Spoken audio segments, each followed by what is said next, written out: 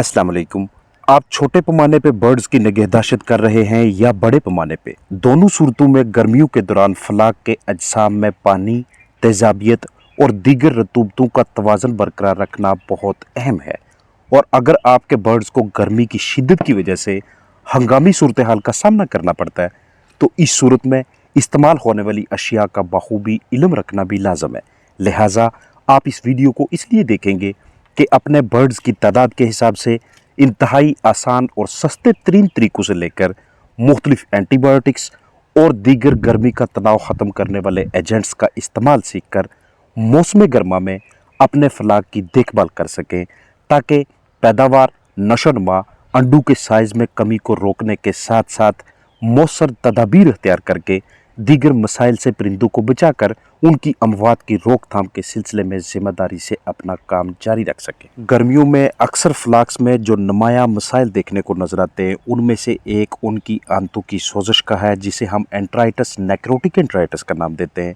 मुख्तलिफ जल्दी अमराज, सांस के मसाइल, ढेर सारे बैक्टीरियल इन्फेक्शंस। लिहाजा बहुत से फार्म्स पे कामयाबी से या तो वर्जीनिया माइसिन या एरिथ्रोमाइसिन, दोनों में से किसी एक का बतौर एहतियात प्रिवेंशन के तौर पे, परहेज के तौर पे, कि ये मसाइल हमारे फ्लाक में ना आए, यूज़ करवाया जाता है। और बैकयार्ड चिकन्स या कमर्शियल पैमाने पे पोल्ट्री फार्मिंग के दौरान बहुत से ऐसे केसेस मौसम गर्मा में आते हैं कि जहाँ पे कॉक्सी की वजह से फ्लाक मुतासर होते नजर आते हैं। लिहाजा अगर आप घरेलू पैमाने पे वर्किंग करवा रहे हैं तो हल्दी का इस्तेमाल, और अगर आप बड़े पैमाने पे वर्किंग कर रहे हैं तो उस सूरत में या हल्दी या एंटीकॉक्सीडियल ड्रग्स का इस्तेमाल कराना, एंटीकॉक्सीडियल मेडिसिन का यूज़ करना, ये भी आपके फलाक को मौसम गर्मा में कॉक्सी यानी खूनी पेचेस जैसे मसाइल से बचाने में अहम किरदार अदा करता है। अब वीडियो में आने वाले 1.5 से 2 मिनट्स के दौरान आपके साथ वो वाले एजेंट शेयर करूंगा कि जिनमें से किसी एक को भी अगर आप गर्मियों में अपने पास दस्तयाब रखते हैं तो हंगामी सूरत हाल में अपने बर्ड्स को हीट स्ट्रेस से बाहर निकालने के लिए यूज़ कर सकते हैं। सबसे पहले हमारे पास कोई ना कोई एंटीऑक्सीडेंट मौजूद होना चाहिए, यानी जो हीट स्ट्रेस से हमारे बर्ड को बचाने में, निकालने में अपना किरदार अदा करे। एंटीऑक्सीडेंट विटामिन के नाम से vitamin A, vitamin E, vitamin C. वैसे तो हमारे बर्ड्स इसे अपने अज्जाम में भी तैयार करते हैं और फीड के ज़रिए भी उसको एब्जॉर्ब करते हैं, यानी अपनी बॉडी में हजम करते हैं। लेकिन चूँकि गर्मी की शिद्दत में वो उस तरह से फीड नहीं खाते, लिहाजा उनको उस तरह से अपनी बॉडी के अंदर हजम भी नहीं कर पाते और ना ही अपने अज्जाम में तैयार कर पाते हैं। तो पहला हमारे पास ऑप्शन होगा कि हम एंटीऑक्सीडेंट्स को अपने पास दस्तयाब रखें। ये भी नहीं तो बीटेन होना चाहिए। बीटेन एक बहुत ज़्यादा न्यूट्रिएंट्स यानी कि ग़िज़ाई अज्जा का एक अमेज़ा है, जिसे हम खुराक में या पानी में हीट स्ट्रेस को, गर्म मौसम के तनाव को ख़त्म करने के लिए, ख़ासतौर पे गर्म इलाके में रखे बर्ड्स के लिए यूज़ करते हैं। ये भी नहीं तो पोटाशियम क्लोराइड या मल्टीविटामिन्स के साथ मिनरल्स या बायोटिन या इलेक्ट्रोलाइट्स या sodium bicarbonate, ascorbic acid, vitamin C के नाम से, या ग्लूकोज या ORS। खुद को कंफ्यूज ना होने दीजिएगा, ये जितने एजेंट शेयर किए किसी एक को अपने पास आपने दस्तयाब रखना है। अब इसके साथ साथ अगर आप फील करते हैं कि हम काफ़ी लेट हो चुके थे इनमें से किसी एक का भी इस्तेमाल करने में, तो ऐसी कंडीशन में आपको साथ कोई ना कोई लिवर टॉनिक लाजमी तौर पे इस्तेमाल करना है, क्योंकि मौसम गर्मा में, शायद पहले भी किसी वीडियो में आपके साथ शेयर किया, कि जिगर बहुत जल्द मुतासर हो जाता है। लिहाजा उसकी सलाहियत को बरकरार रखने के लिए आपके पास किसी भी नाम से कोई भी अच्छा लिवर टॉनिक मौजूद है, आप उसको ऊपर लिखी हुई रिकमेंडेड डोज के मुताबिक अपने बर्ड में महसूस कराने के लिए लाजमी यूज़ करें। जहन में रहे कि लिवर टॉनिक तब यूज़ करना है जब आप अपने बर्ड को हीट स्ट्रेस में निकालने में ताहीर का मुजाहरा करें, अंदर से उनका जिगर ख़राब होने लग जाए। अब आप उनके लिए कोई ना कोई उनकी जिगर की सलाहियत को बढ़ाने के लिए, मुस्तकिम रखने के लिए एजेंट यूज़ करेंगे।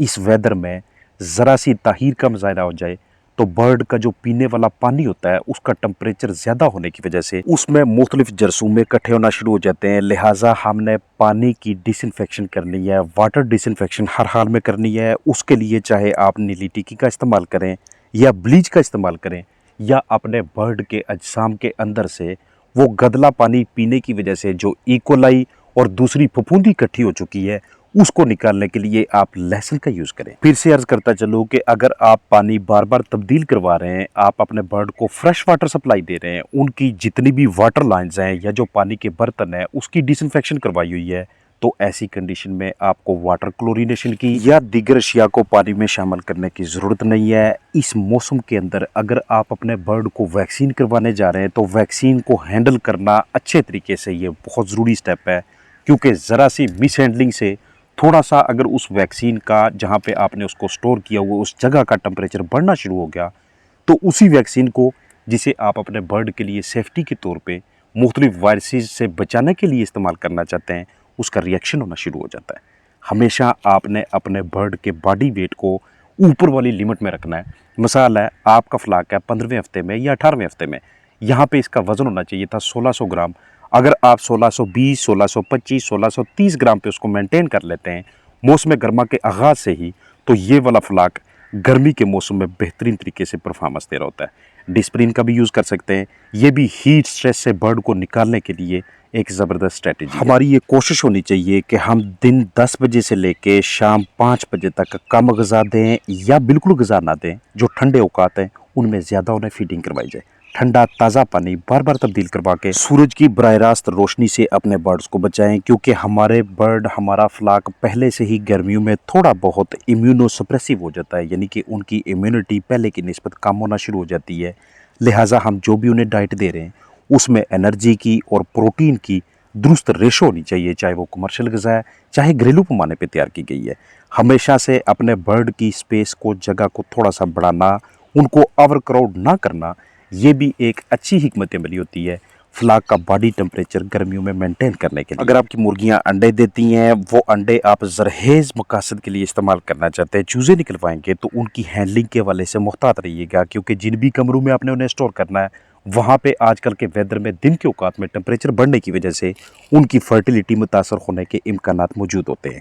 जो भी पानी के बर्तन है, अगर आप उसको कवर करके रखते हैं किसी ऐसे मटीरियल से कि जिसमें से सनलाइट आसानी से उस पानी के ज़रिए तक ना पहुँचे, पानी को जल्दी गर्म ना होने दे, तो ये एक अच्छी सरगर्मी होती है। उसके ऊपर जो भी मटीरियल रखा हुआ है, दिन के गर्म तरीन औकात में आप उसके ऊपर पानी बिखेर सकते हैं। ऐसी ग़िज़ा कि जिसमें फ़ैट ज़्यादा से ज़्यादा मौजूद हो, यानी मोलेसिस वगैरह, ये भी आजकल के वेदर में अपने बर्ड्स को देने से उनकी कारकर्दगी बढ़ने के इम्कानात मौजूद रहते हैं।